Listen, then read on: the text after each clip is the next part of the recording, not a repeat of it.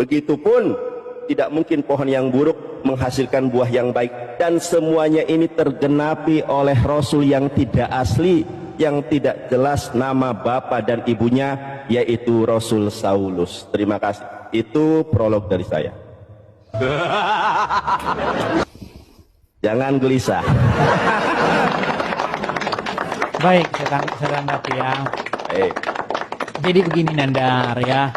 Pertama-tama sebagai seorang muslim, seharusnya kamu itu pakai literatur Islam loh. Masa iya kamu muslim pakai Bible gitu, gimana ceritanya? Nandar, kalau kamu baca Al-Quran, baca hadis gitu ya, atau baca kitab-kitab ulama gitu, ada nggak sih Al-Quran maupun hadis menyebut-nyebut Paulus, menyalah-nyalahkan Paulus, mengatakan Paulus rasul palsu? Ini kok orang Islam sekarang ini udah nggak percaya sama Muhammad, sama Allah lagi loh.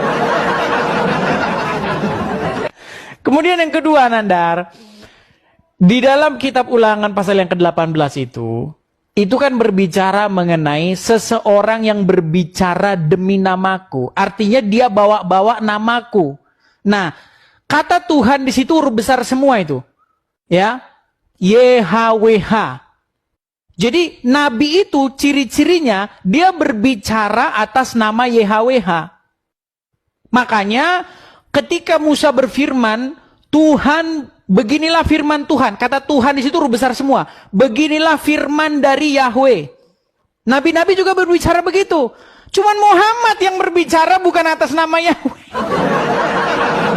Nandar, satu-satunya nabi ya yang kalian paksa jadi nabi ya, yang berbicara bukan atas nama Yahweh itu cuman Muhammad. Dia berbicara atas nama Tuhan Pak orang Quraisy, Tuhan negeri Mekah. Apa hubungannya? Aduh, gimana sih Nandar ini? Gini aja Nandar, ini obrolan kita ini makin gak nyambung. Soalnya saya cuma mendengarkan ngelanturnya kamu kemana-mana. Jadi gak ada yang menarik gitu loh. Gak ada yang menarik. Jadi gini Nandar, intinya yang mau saya bilang sama kamu begini Nandar. Paulus, ya, ketika dia dipilih oleh Yesus, dia itu berubah menjadi baik. Ya kan? Paulus tidak pernah menikahi anak di bawah umur. Sedangkan Muhammad, malu saya menceritakannya. Paulus, apakah pernah dia mengangkat-ngangkat pedang, membawa pasukannya untuk menjara dan merampok? Mukamu di mana? Tidak pernah. Ya kan? Betul nggak? Pernahkah Paulus mengoleksi banyak istri ketika dia udah bertobat? Muhammad? Nandar. Sudahlah Nandar. Gini Nandar, setiap nabi palsu, apapun lah, mau nabi palsu, mau dukun palsu, mau apa, mau pejabat KPK palsu, mau wartawan palsu, ada motif di baliknya, yaitu keuntungan. Entah itu uang, entah itu harta, tahta wanita. Nggak jauh-jauh dari situ. Coba, dukun palsu apa? Motivasinya supaya biar dapat duit. Itu dukun palsu. Atau apa? Supaya dia bisa menggagahi wanita. Itu dukun palsu. Makanya kalau ada dukun palsu, bukalah bajumu. Masuklah ke kamar. Nah itu dukun palsu itu. Sekarang saya tanya sama kamu Nandar. Apa motivasinya Paulus jadi rasul palsu? Coba, kamu jelaskan dulu. Modus dia apa? Adakah dia supaya dia jadi kaya raya? Adakah dia menumpuk hartanya? Malahan dia menjadi orang susah.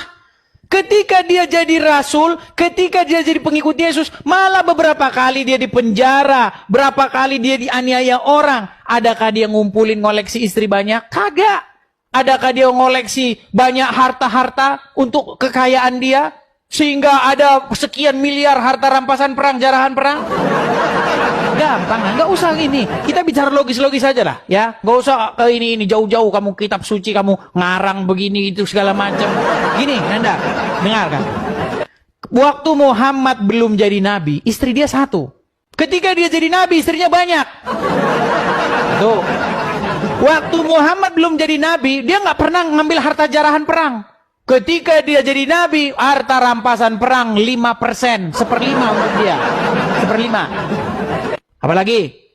Ketika dia belum jadi nabi, nggak ada wanita-wanita yang menyerahkan diri kepadaku, nggak ada. Tapi ketika Muhammad jadi nabi, wanita-wanita yang menyerahkan dirinya kepada Muhammad jika Muhammad mau.